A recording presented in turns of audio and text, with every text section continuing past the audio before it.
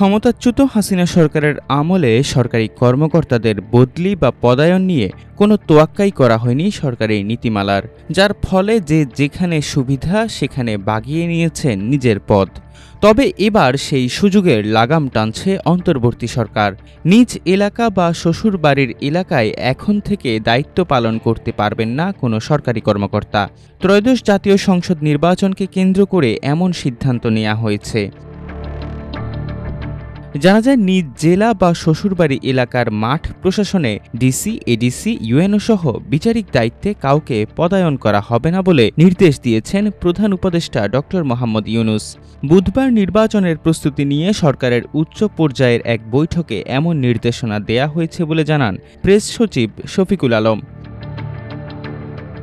প্রধান উপদেষ্টার বাসভবন যমুনায় 2 ঘণ্টার অধিক সময় ধরে বৈঠক অনুষ্ঠিত হয়। পরে ফরেন সার্ভিস একাডেমিতে এ নিয়ে ব্রিফিং করেন প্রেস সচিব শফিকুল আলম। বলেন, মাঠ প্রশাসনে বিশেষ করে ডিসি, এডিসি, ইউএনও সহ বিচারিক দায়িত্বে এমন কাউকে পদায়ন করা হবে না যিনি গত 3টি নির্বাচনী কাজে যুক্ত ছিলেন। ন্যূনতম ভূমিকা থাকলেও তাকে এই নির্বাচনে দায়িত্বে রাখা হবে না। প্রেস সচিব জানান, নির্বাচনী দায়িত্ব পালনে পদায়নের ক্ষেত্রে কর্মকর্তার রাজনৈতিক সংশ্লিষ্টতা, শারীরিক যোগ্যতা, কর্মদক্ষতা, গণমাধ্যমে অনিয়মের প্রতিবেদন হয়েছে কিনা তা দেখা হবে। সবচেয়ে ফিট কর্মকর্তাকে সবচেয়ে ঝুঁকিপূর্ণ এলাকায় পদায়ন করা হবে।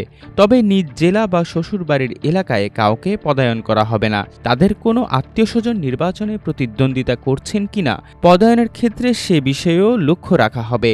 আগামী 1 নভেম্বর থেকে এগুলো শুরু হবে। শফিকুল আলম বলেন, স্বরাষ্ট্র উপদেষ্টাও সভায় জানিয়েছেন যে পুলিশের পদায়নের বিষয়েও একইভাবে উদ্যোগ নেওয়া হয়েছে। 64 জেলার এসপিদের তালিকা করা হয়েছে। প্রধান উপদেষ্টা বলেছেন, সবচেয়ে যোগ্য লোকগুলোকে সবচেয়ে ঝুঁকিপূর্ণ এলাকায় নিয়োগ করতে হবে।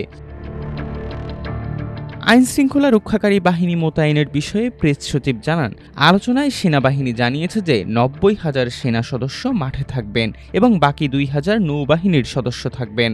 প্রতিটি জেলায় 1 কোম্পানি সেনা থাকবে। এছাড়া নির্বাচনের আগে ও পরের আইনশৃঙ্খলা পরিস্থিতি কিভাবে নিয়ন্ত্রণে রাখা হবে তা নিয়েও আলোচনা হয়েছে বলে জানান প্রেস সচিব।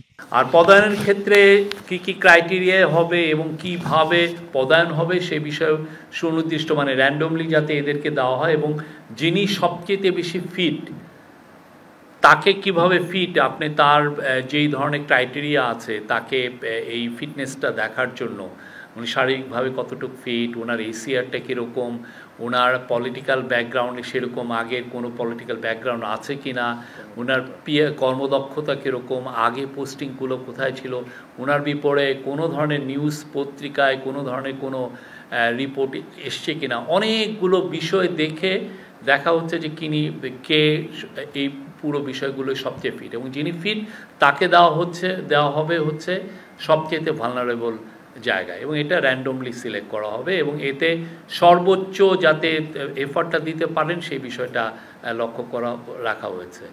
চিফ অ্যাডভাইজার বলেছেন যে we have to hope for the best but prepare for the worst.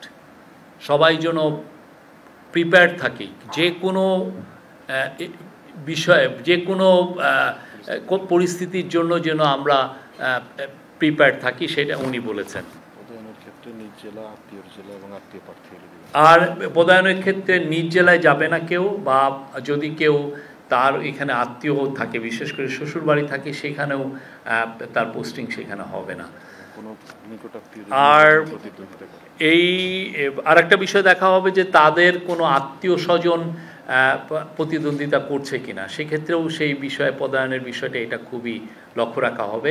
আর এই বিষয়ে কাজ যে কর্মসূচি সেটা 1 নভেম্বর থেকেই শুরু হবে আপনার। এবং একই বিষয়ে পুলিশের তরফ থেকে বিশেষ করে লেফটেন্যান্ট জেনারেল জাহাঙ্গীর আলম চৌধুরীও জানিয়েছেন যে তারাও এইভাবেই দেখছেন যে কে সবচেয়ে ফিট, এবং তারা এইভাবে অলরেডি একটা লিস্টও করে ফেলেছেন 64 জনের, যে কোথায় কাকে কোথায় দেওয়া হবে, এবং এইটা যাতে র্যান্ডমলি হয় এবং এই বিষয়ে যাতে সর্বোচ্চ নিউট্রালিটি এবং আনবায়াস থাকে সেই বিষয়ে আজকে চিফ অ্যাডভাইজার বারবার বলেছেন।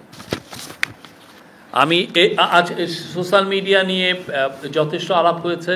সোশ্যাল মিডিয়ার মাধ্যমে আপনারা জানেন যে কিভাবে মিস ইনফরমেশন ডিসইনফরমেশন ছড়ানো হচ্ছে, সেটা নিয়ে আজকের মিটিংয়ে বড় রকমের আলাপ হয় এবং দুইটা কমিটি করার কথা বলা হয়।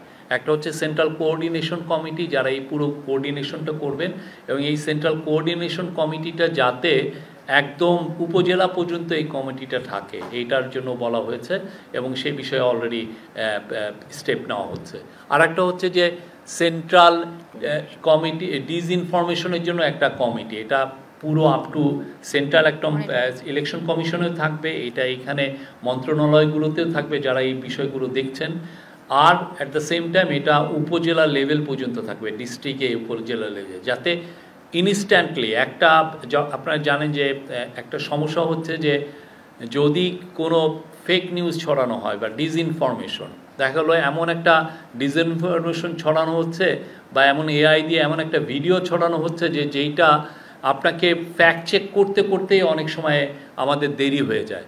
তো এইটা যাতে, এই ফ্যাক্ট চেকিংয়ের টাইমটা যাতে খুব কম সময় করা যায় সেই বিষয়ে আজকে স্ট্রেস দেওয়া হয়েছে, এবং এই বিষয়ে যা লজিস্টিক্যাল যা সাপোর্ট আছে লাগে সেটার জন্য আইসিটি মিনিস্ট্রিকে বলা হয়েছে এবং কালচারাল মিনিস্ট্রিকেও বলা হয়েছে। তারা এই ব্যাপারে সুনির্দিষ্ট মুভ খুব সহজেই নেবেন যাতে ফ্যাক্ট চেকিংগুলো খুব দ্রুত করা যায় এবং এই যে কোনো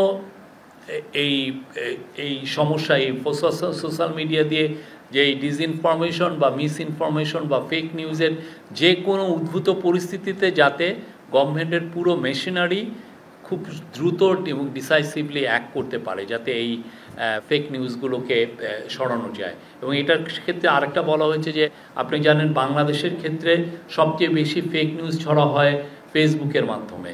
তো ফেসবুকের সাথেও এই আমরা যাতে আরও গভীরভাবে নিবিড়ভাবে কথাবার্তা বলে যে আমাদের যে কনসার্নগুলো সেগুলো তাদেরকে জানাই, সে বিষয়েও জানানো হয়েছে।